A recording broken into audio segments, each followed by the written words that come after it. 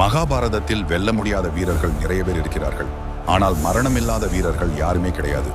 ஒருவரை தவிர, அவர்தான் குரு துரோணரின் ஒரே புதல்வன் அஸ்வத்தாமன். பரசுராமரின் சீடனும் பரத்வாஜ முனிவரின் புதல்வனுமான துரோணருக்கும் மகரிஷியின் பேத்தியும் முனிவர் சரத்வானின் புதல்வியான கிருபிக்கும் திருமணம் முடிந்து வெகு காலமாகியும் புத்திர பாக்கியமில்லை. அதனால் சிவனை நோக்கி கடும் தவம் புரிகிறார் துரோணர். அவர் முன் தோன்றும் ஈசன், உனக்கு என்ன வரம் வேண்டும் என்று கேட்க, அமர வாழ்வு பெற்ற ஒரு புதல்வனாக நீயே எனக்கு மகனாக பிறக்க வேண்டும் என்று வரம் கேட்கிறார். அவரின் வேண்டுகோளின்படி மனித குலத்தின் கடைசி உயிர் இருக்கும் வரை சாகா வரம் பெற்ற மனிதனாக துவாபர யுகத்தில் தனது ருத்ர அவதாரத்தை எடுக்கிறார் எல்லாம் வல்ல ஈசன். அதன்படி அஸ்வத்தாமன் உயிருடன் இருக்கும் வரை மனித குலம் அழியாது என்று அமைந்தது. குதிரையைப் போல் கணைக்கும் திறன் பெற்றதால் அஸ்வத்தாமன் என்று பெயர் சூட்டப்படுகிறார். மிகவும் ஏழ்மையில் வாழ்ந்த துரோணரை அஸ்தினாபுரத்தின் இளவரசர்களுக்கு பாடம் சொல்லிக் கொடுக்கும் குருவாக நியமிக்கிறார் பீஷ்மர். பாண்டவரோடு அஸ்வத்தாமனும் அரிய வித்தைகளை கற்றுக்கொள்கிறார். அது மட்டுமின்றி தன் தாத்தா மகரிஷி பரத்வாஜரிடம் தனுர் வித்தையும் தன் தாய்மாமன் கிருபாச்சாரியாரிடம் வியூக நுணுக்கங்களையும் கற்றுக்கொள்கிறார். ஈசனுக்கு நெற்றிக்கண் போல இவர் நெற்றியில் ஒரு ரத்தினக்கல் உண்டு. அது இருக்கும் வரை எந்த உயிரினமும் அவரை கொல்ல முடியாது. அது மட்டுமின்றி தன் தவ வலிமையால் அதர்வணம் என்ற வேதத்தை உருவாக்கி அந்த வேதத்தின் வித்தகனாக விளங்கினார். தன் தந்தை குரு துரோணர் அர்ஜுனன் மீது மிகுந்த பாசம் வைத்திருப்பதை அவரால் தாங்க முடியவில்லை. அவரை பாண்டவர்கள் ஏளனம் செய்யும் போதெல்லாம் துரியோதனன் அவருக்கு துணை நின்றான். அதுவே துரியோதனனுக்கு அவரை நெருக்கமான நண்பனாக மாற்றியது. பாண்டவர்கள் வனவாசம் இருந்தபோது பகவான் கிருஷ்ணனை பார்க்க செல்கிறார் அஸ்வத்தாமன். அவரை வரவேற்ற கிருஷ்ணன், என்ன வேண்டும் கேள் குரு மைந்தனே என்று கேட்க, தங்களுடைய சுதர்சன சக்கரத்தை எனக்கு தானமாக தர வேண்டும் என்று கேட்கிறார். சிரித்தவாறே எடுத்துக்கொள் என கிருஷ்ணர் சொல்ல, ஆவல் கொண்டு அதை எடுக்கிறார் அஸ்வத்தாமன். ஆனால் அவரால் அதை அசைக்க கூட முடியவில்லை. எவ்வளவு முயன்றும் அதை நகர்த்தக்கூட முடியவில்லை. அஸ்வத்தாமனின் முயற்சியை கண்ட பகவான், எதற்காக உனக்கு இது தேவை நண்பனே என்று கேட்க, இன்னும் சிறிது காலத்தில் பாண்டவர்களுக்கு போர் நடக்கும். அதில் நான் துரியோதனனை காக்க வேண்டும். பகவானாகிய நீங்கள் பாண்டவர்களுக்கு துணை நிற்பீர்கள் என்று எனக்கு தெரியும். நீங்கள் இருக்கும் வரை அவர்களை வெல்ல முடியாது என்பதும் எனக்கு தெரியும். ஆகவே அன்பு கடவுளே, உம்மை வதைக்கவே உமது சுதர்சனம் எனக்கு வேண்டும் என்று சொல்ல மெய்சிலிர்த்து போகிறார் பகவான் பரந்தாமன். உன் வீரம் கண்டு நான் வியக்கிறேன் அஸ்வத்தாமா. சுதர்சனம் கொண்டு என்னை கொல்ல இயலாது. ஆனால் போரில் உள்ள அனைவரையும் ஒரு நொடியில் கொன்று உன் நண்பனை காப்பாற்ற என்னுடைய அஸ்திரமான நாராயண அஸ்திரத்தை உனக்கு வரமாக தருகிறேன். இந்த அஸ்திரத்தை நீ செலுத்திய அடுத்த நொடி 33 கோடி தேவர்களும் உன் பின்னே தோன்றி உனக்கு எதிராக ஆயுதம் ஏந்தி நிற்கும் அத்தனை வீரர்களையும் வீழ்த்துவார்கள் என வரமளிக்கிறார்.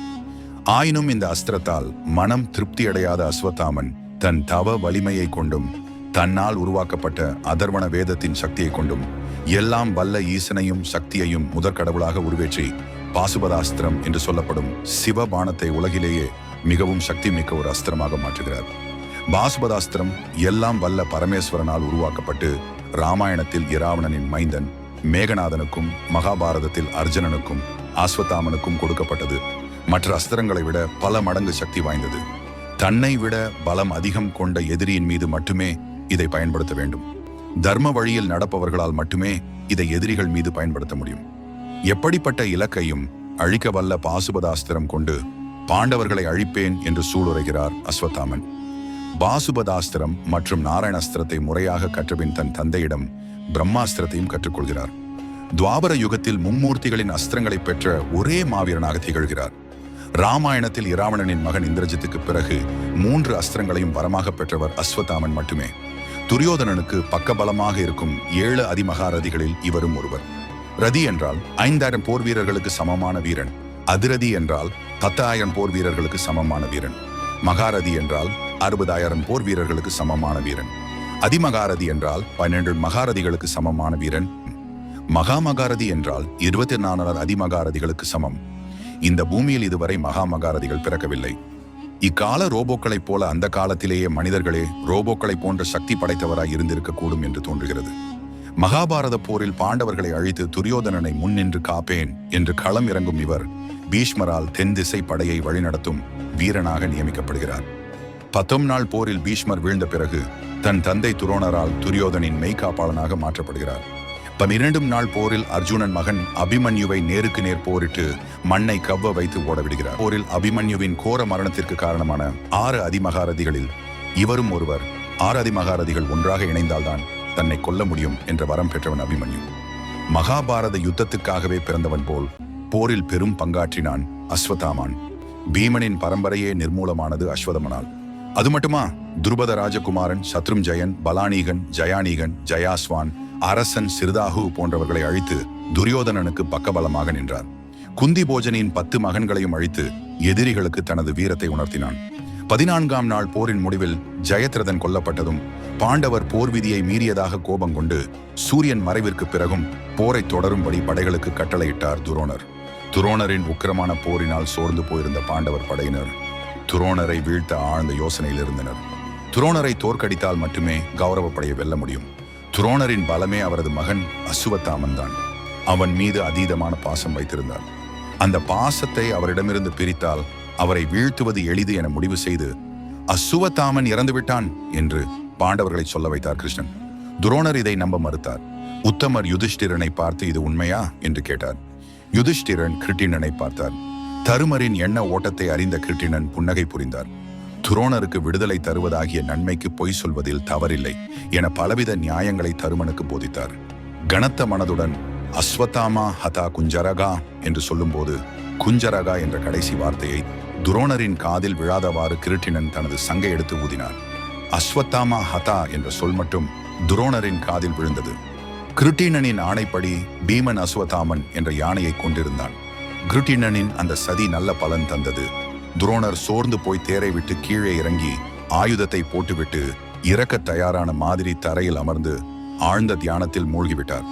தரையில் அமர்ந்து ஆழ்ந்த தியானத்தில் இருந்த துரோணரை கொன்றுவிடு என கூறினார் கிருஷ்ணன். ஆனால் அர்ஜுனன், அவர் எனது ஆசான், ஒரு பிராமணர், அவரை கொல்வது மிக கொடிய செயல், பிரம்மஹத்தி தோஷம் என்றான். அவர் ஒரு பிராமணரின் மகனாக பிறந்தார், அவ்வளவுதான். அவர் சுகபோக வாழ்க்கைக்கும் அதிகாரத்துக்காகவும் பழி தீர்த்துக் கொள்வதற்கும் ஒரு சத்திரியனாகவே வாழ்ந்தார். அவர் போர்க்களத்தில் ஒரு சத்திரியன் போன்றே சாகட்டும் என்று கிருட்டிணன் கூறினார். அர்ஜுனன் உடன்படவில்லை. ஆனால் பாண்டவர் படைத்தளபதிகளில் ஒருவரான துருபதனின் மகன் திருஷ்டத்யும்னன் தனது வாளால் ஒரே வீச்சில் துரோணரின் தலையை வெட்டி எடுத்தான்.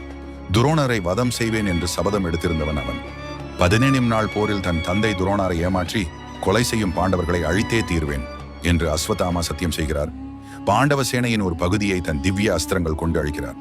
சிகண்டியின் மகன்கள் அனைவரையும் தன் கரங்களால் வதைக்கிறார். 15ஆம் நாள் போர்க்களத்தில் தன் தந்தையின் சாவுக்கு பழிதீர்க்க எண்ணி பகவான் விஷ்ணுவின் நாராயண அஸ்திரத்தை விண்ணை நோக்கி செலுத்தி பாண்டவ சேனையை அழிக்க உத்தரவிடுகிறார். நாராயண அஸ்திரத்தால் 33 கோடி தேவர்களும் விண்ணில் தோன்றி பாண்டவ சேனை மீது அஸ்திரம் தொடுகிறார்கள். அம்புகள் தங்கள் சேனையை நோக்கி வருவதைக் கண்டு செய்வதறியாது திகைக்கிறார்கள் பாண்டவர்கள். அந்த ஆயுதம் நம் அனைவரையும் அழித்துவிடும் என்று அலறினார் தருமர்.